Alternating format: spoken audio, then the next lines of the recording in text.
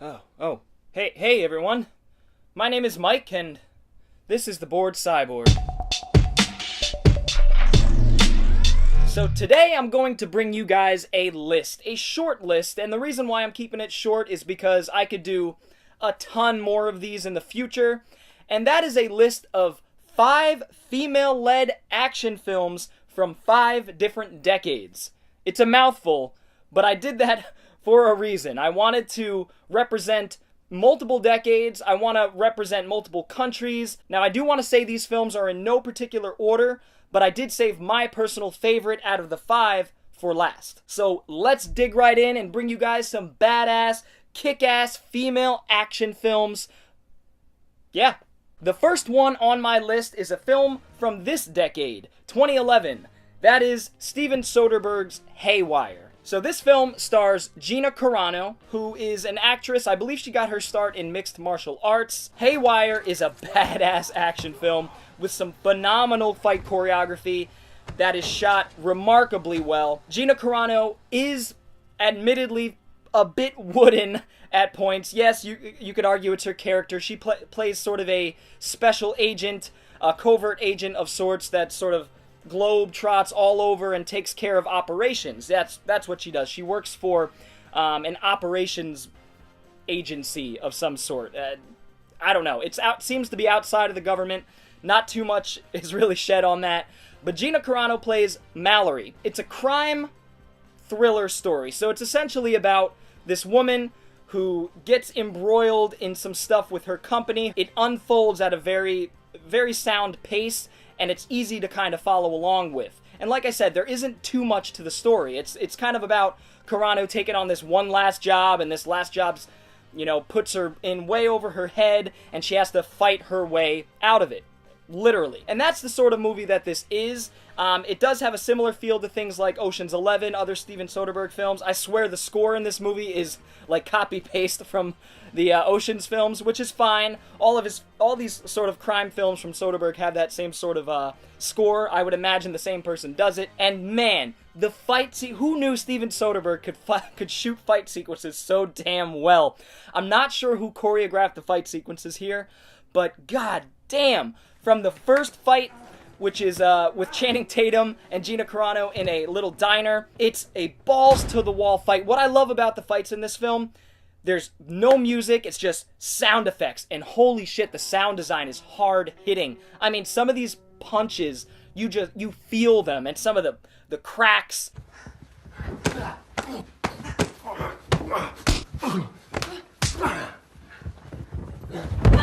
You feel the impact of the action in this film, and I think that's why Soderbergh decided to have a lack of music during those sequences, because he just wanted to focus on the visceral nature of it, the grunts, the groans, the breaks, the smacks, just the sound design, and it really, really works well. Soderbergh pulls the camera back, lets it breathe, lets the scenes play out, long takes. Again, the choreography is fantastic. Carano uses her environment very often. She has moments where she's running on the wall while holding onto a dude's neck and flipping off the wall and shit like that. So, close quarters, it doesn't matter. She works her way around it and makes it happen. My favorite scene in the film is a fight scene, and it's the one with Michael Fassbender in a hotel room. And I will say, Michael Fassbender, it seems like he did all of his own stunts. If not, then it was very well shot around that. And it's Gina Carano and him banging out, and it is brutal, folks. It is absolutely brutal, and it's brilliant because it sort of parallels sex in a lot of ways. It takes the ideas of foreplay and sex to a whole nother level, and it's phenomenal and quite a brilliant action scene. All of the action scenes in Haywire are brilliant. I wish Steven Soderbergh did more action movies, because goddamn, this is a tight one. Haywire is a fast-moving, super slick, super cool action, crime, spy thriller starring Gina Carano, great cast, Michael Fassbender, Ewan McGregor, Bill Paxton, Channing Tatum, Antonio Banderas, and Michael Douglas. Haywire is f***ing badass. You ruined my little outro.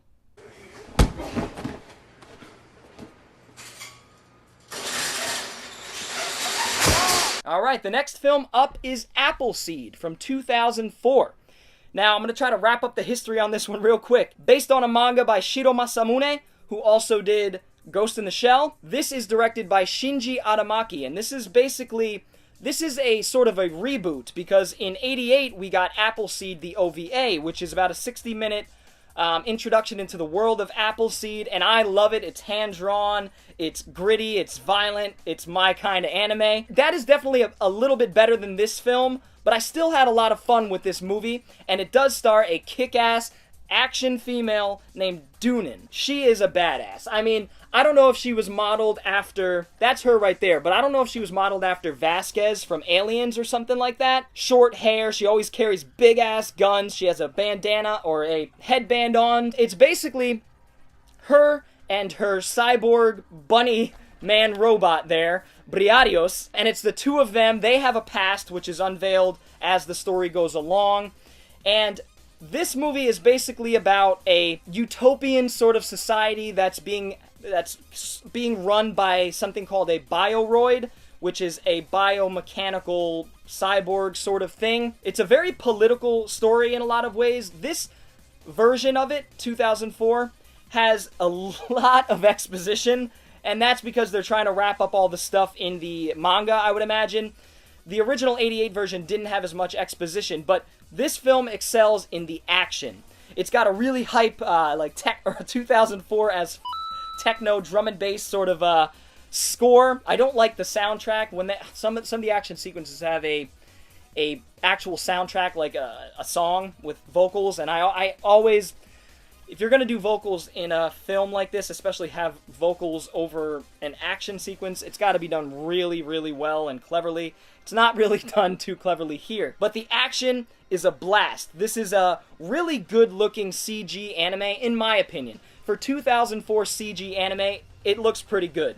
This was one of the earliest examples of that. It does have really cool cel-shaded character models. I think that's where the film excels in terms of its look. Its character models are CG, but they have a cel-shaded, hand-drawn sort of look to them. I don't know the details of how it was accomplished, but I do like them, and they stand out against the CG backgrounds, which could be a little bit dull at points, but once we get into the big city, it's vibrant and green and colorful, pinks and blues, and it's a very good-looking movie. That's subjective, because a lot of people will look at this movie and say, that is the shittiest CG I've ever seen, and I understand that. But, you know, this is from the PS2 era, and growing up during that time and playing many of the games, I could say that this is better than a lot of PS2 games. Reminds me of Rogue Galaxy in terms of the way the character models look, which is interesting. Rogue Galaxy or Dark Cloud 2. She gets into this big city and everything seems like utopia and it seems fantastic and lovely and everything's peaceful. But of course, underneath the surface, something a little bit more sinister is going on. And it's up to Dunin and Briarios, her partner, to figure out what is going on. Like I said, the action sequences are badass. The character design is fantastic, especially the mechs.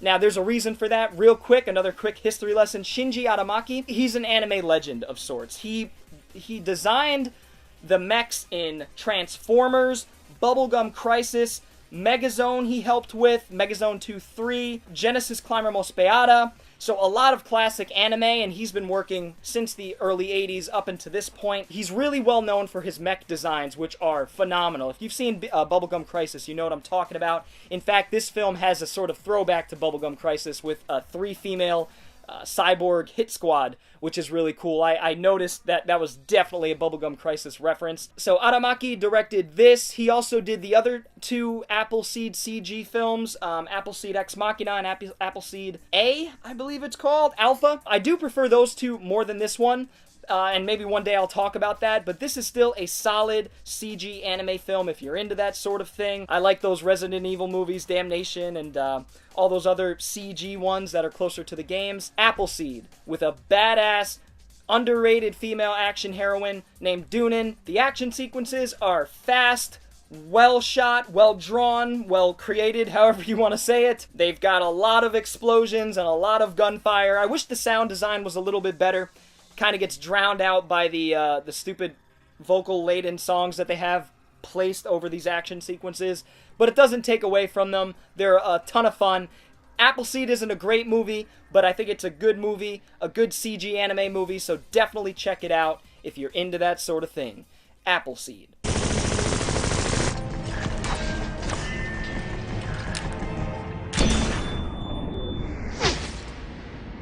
Alright, next up we're going to 1973 for some blaxploitation goodness. It is not Pam Grier, not Foxy Brown, not Coffee. Everybody knows those movies. Well, everybody knows this one too. Cleopatra Jones.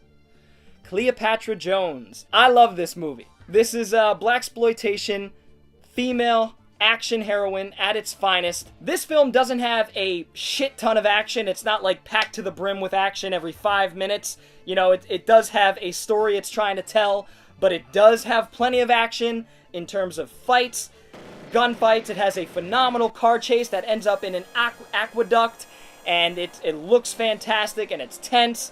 Really well shot. So Cleopatra Jones Man, Cleopatra Jones is played by Tamara Dobson, and she is a badass through and through. She's tall, she's lean, she always is wearing these superfluous outfits of many different types of dead animals. She's got feathers that come out like 2 feet from her hat. She's pimpin'. And Tamara Dobson, she's not quite the actress that Pam Grier is per se, but she holds her own. She does a great job. This one also stars Bernie Casey, a young Bernie Casey who plays her boyfriend. They have a really cute relationship. This one's also got Antonio Fargas, who was Huggy Bear in Starsky and Hutch. He was in Beyond Skyline a couple years ago. You'd know his face if you saw him. He plays a character named Doodlebug. That's the cool thing about blaxploitation for me too, is I grew up listening to hip hop from the 80s and 90s and 2000s. The theme song actually for Cleopatra Jones was sampled by a group called Compton's Most Wanted. I'll show you that real quick here.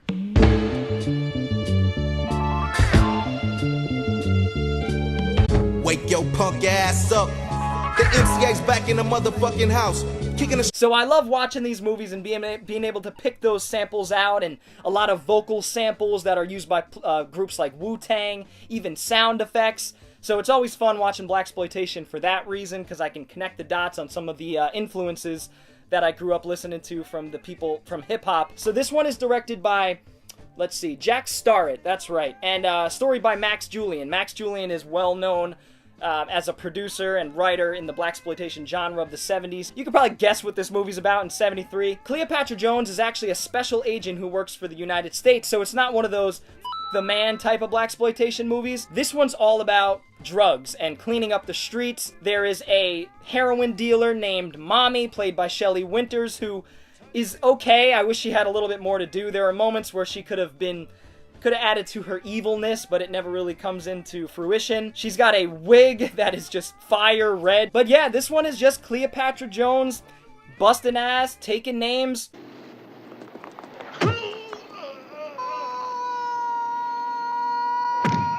Setting people up, getting people popped.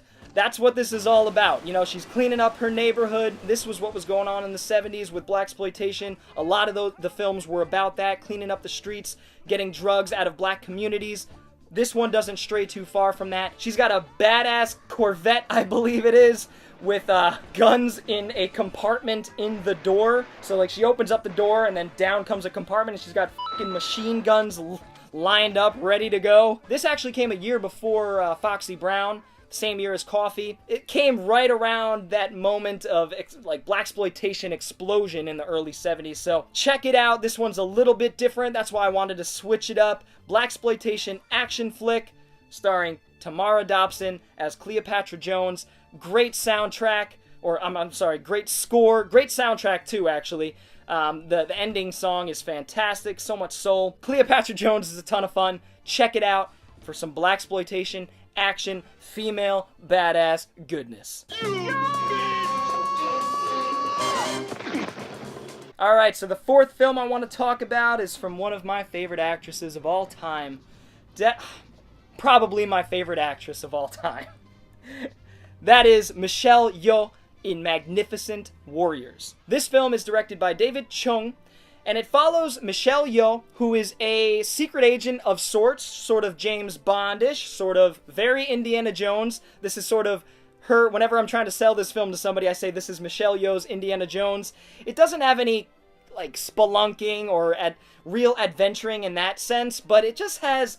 She has the look, as you could see. She has this whip weapon that has like an anchor at the end, so it picks people up. It's not really a whip, it's more a rope that she kind of manipulates. There's a dogfight sequence, and I'm almost positive she wasn't in the, piloting the plane, but there's even a dog fighting sequence which is actually really well shot. The story with this one is all about the Japanese occupation in China when Japan was invading China, and it's about China, this little village.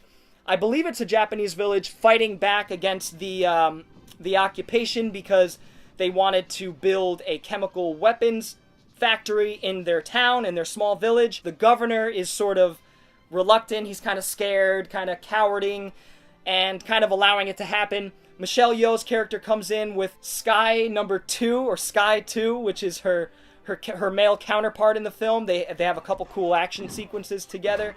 And it's basically about them teaming up with the villagers and revolting against the Japanese occupation, and that's what the story really is. Now, what separates this movie from every movie on this list, save for maybe Haywire, is the action sequences. Now, this is from 1987, and the fight choreography is what you'd expect from a Hong Kong film from 1987. It is fast-paced, shot low and wide, long takes that the director and editor let breathe, let Michelle Yeoh do her thing, because we all know she is capable, and she is kicking ass all over the place. I mean, she fights like a whole fucking army of dudes at one point and somehow prevails.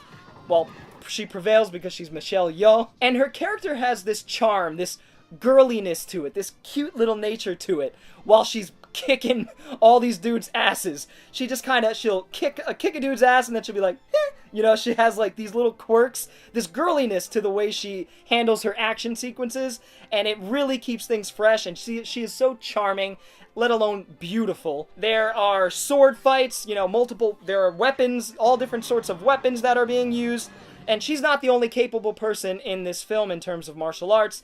Her co-star, who I don't know the name of right here, right now, is Sky number 2, or Sky 2, and he's badass as well. They have a cool fight sequence, or 2 fight sequences, where they kind of team up. She teams up with the governor that was sort of a coward, and that governor has sort of a character arc, or a story arc, where he has some sort of redemption.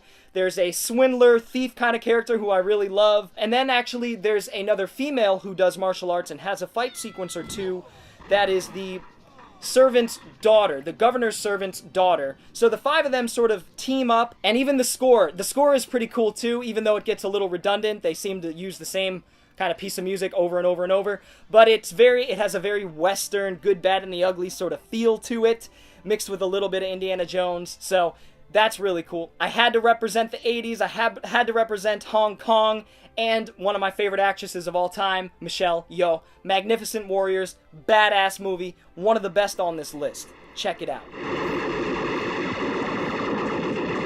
Alright, so the last of the 5 female action films I want to talk about today is a well-known one, admittedly, but it's a good one. It's a damn good one. One of the best action flicks of the 90s, in my opinion. That is Renny Harlin's Long Kiss Goodnight, starring Gina Davis and Sam Jackson, also starring Craig Bierko as the villain, David Morse, Brian Cox, a great cast all around. Long Kiss Goodnight. Holy shit. Gina Davis is phenomenal in this film. She was born for this role. She's just a great actress. More and more films I watch from her, I just start falling in love with her. I haven't even seen Thelma and Louise, and I hear she's phenomenal in that, but damn is she good in this. She plays a housewife, essentially, in the beginning of the film, was found washed up on a beach. She's got amnesia, she doesn't remember her past. Throughout the story, her past slowly comes back to her. She gets into an accident in the beginning where she hits her head, and her past self sort of starts to re-emerge, and it follows her trying to figure out who she was, and at a point she learns, and she becomes this, it's sort of like a split personality thing going on. Both are vying for dominance within the vessel that is the body. Her alter ego is Charlie Baltimore. The dichotomy between these two characters is so noticeable and so well done by Gina Davis. She handles the house mom versus the badass so well. She does it perfectly. I can't see anybody else in the role. The story's written by Shane Black, story and script written by Shane Black, so it has those Shane Black quirks. The dialogue keeps you on your toes. It's fantastic. It's quirky. It's funny. You're a Walkman. No, I'm the Hills Brothers bean buyer. Who else would I be? Hang on. And Renny Harlin directs it, and he does a good job directing it. Renny Harlin has some great films. I wouldn't say he's a great director overall. I think he's a good director with some great films. This is one of them. Renny Harlin's also done films like Die Hard 2, which I love, and my favorite of his, one of my favorite action films of all time, Cliffhanger.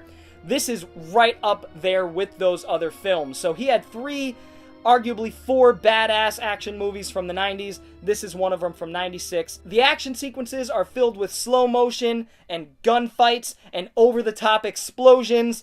I mean, there's one scene where her and Sam Jack are running down a hallway and a grenade is about to go off, and it does, and the fire is just chasing after them down this hallway, and they jump out of a window.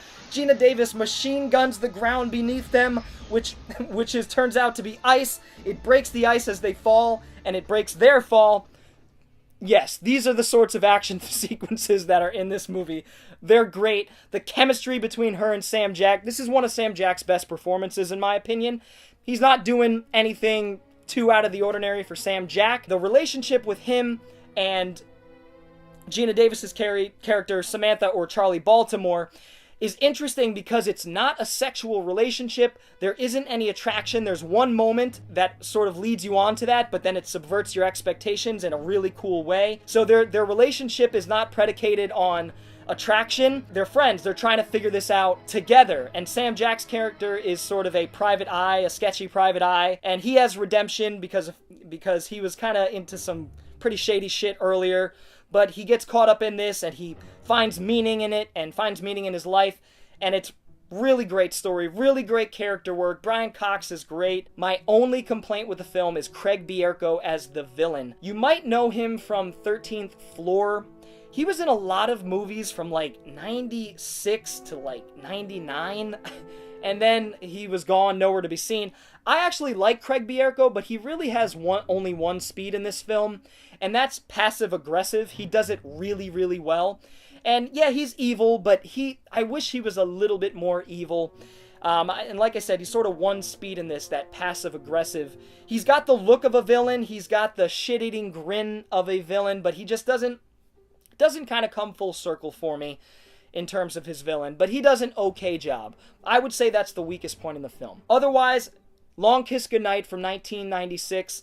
They don't make them like this anymore, man. This is a balls-to-the-wall action film from the 90s with one of the most badass female action characters in history. One with the greatest story arc and just the performance by Geena Davis. She's one of the best action heroines ever. Check it out if you don't believe me. That is The Long Kiss Goodnight. Alright, so I hope you enjoyed my little list of 5 female-led action films from 5 different decades. I hope you guys were put on to some films that you've maybe not heard of. You know, give them a chance if you haven't. I think you will enjoy them. I've got dozens more female-led action films from the 50s, 60s onward that I'd love to talk about. If you guys enjoy this video, I will be happy to talk about more and bring you guys some more recommendations. If you enjoyed this video, feel free to give it a thumbs up. And if you're new to the channel and want to see more videos like it, feel free to hit the subscribe button as well as the little bell for notifications. Anyway, guys, I will see you next time. Bored Cyborg out. Girls, wanna have fun. Fun!